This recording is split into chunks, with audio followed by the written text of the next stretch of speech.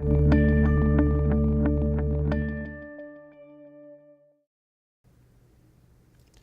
I'm Rudy Luukko with Morningstar Canada. Today we're going to talk about advisor titles and designations. And many of them are acronyms. There's CFP, CLU, FCSI, and dozens more. What do they mean and why do they matter? To find out, we've come to the headquarters of IIROC.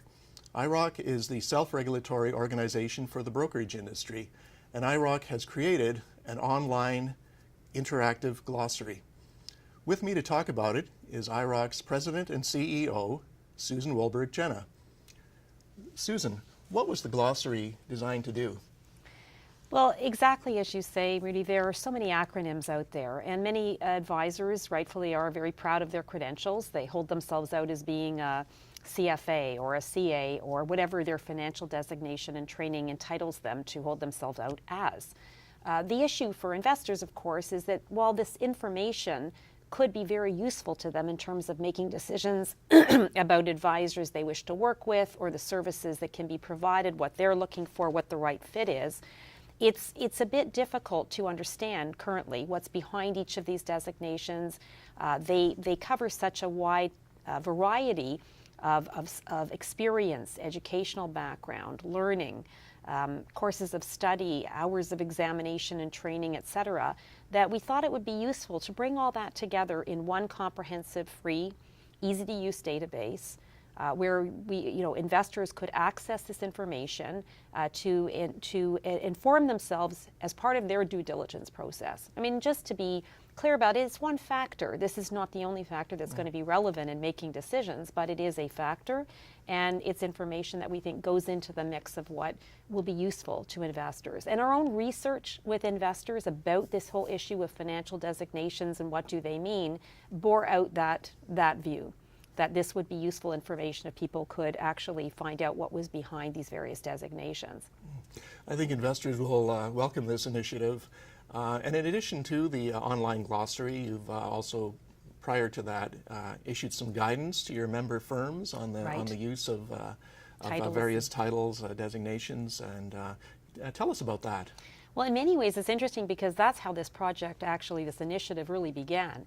It began with a focus on what are best practices out there. So we did a survey of our member firms on the IIROC platform to determine how titles are allocated to advisors who work for them and to representatives that work for them, who's entitled to use what titles, what's the oversight process, the supervision that goes into all of that. And we discerned some good practices amongst the dealer members across the board in terms of not one best way to do it, but that there were some good practices that we felt would be useful to share with the industry generally. So we extracted that information in the form of a guidance note that we issued and talked about the various practices and issues and some of the risks associated with not having appropriate oversight of this holding out activity. And of course that guidance goes beyond what the financial designation is because it speaks to titles generally and what they connote and what they would reasonably connote in the mind of a reasonable average person looking at that. And so we've issued that guidance to the member firms. And as we went through this process, we always had in mind that as a complementary initiative, we would do some form of glossary for investors to pull together information about the various certifications. Who's the issuing organization? What does it take to attain that particular designation in terms of study, hours of study, exams that have to be passed, and so on and so forth? Or is it a 1 or 2 day course? I mean, this is a neutral glossary. It's not passing judgment on any of these designations. It's simply pulling it all together in one place so people can make their own assessment.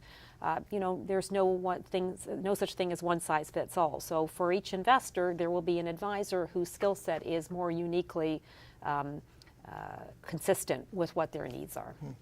Now you have more than 40 different titles and designations in this glossary already, right. And you'll add. It's pretty comprehensive already, and you're going to be adding more. But what it doesn't include is some of the more informal titles, if you like, or descriptions out there, like financial advisor. And on reading some of the feedback that you got from consumer advocacy groups.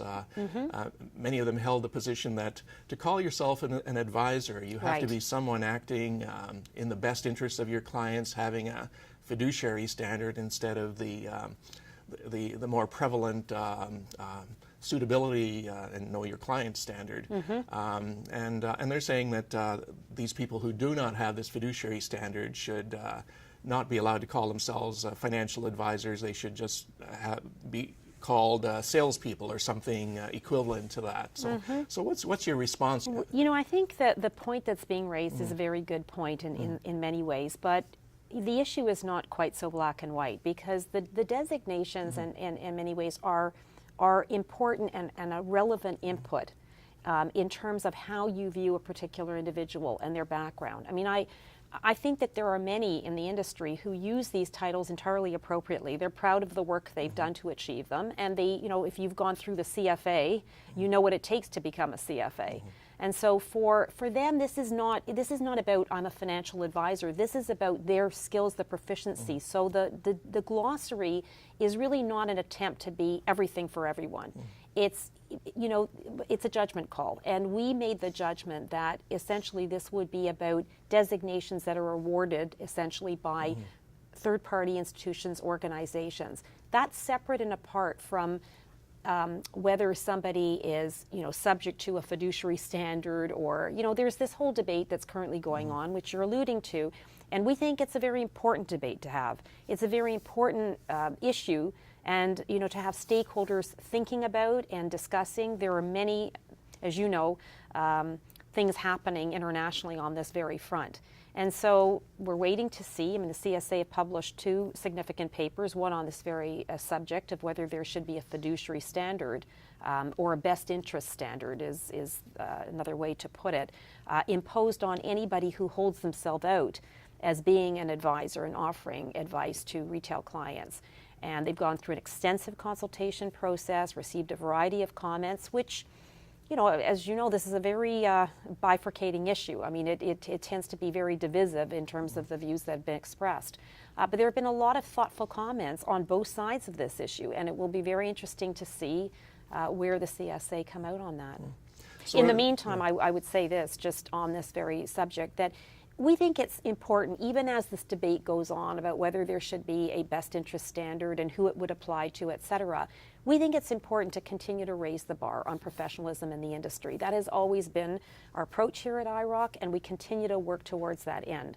And whether it's the continuing education requirements that already apply under our regime on the IIROC platform, which, as you know, are quite extensive, 30 hours of continuing education on a 3-year cycle, required ethics training to be a registered rep on the IIROC platform, and examinations that must be passed to ensure you have the required level of proficiency to deal in the products that you intend to deal in and provide the type of advice you intend to provide. So there already are a number of protections and standards that we continue to raise the bar on as we go forward.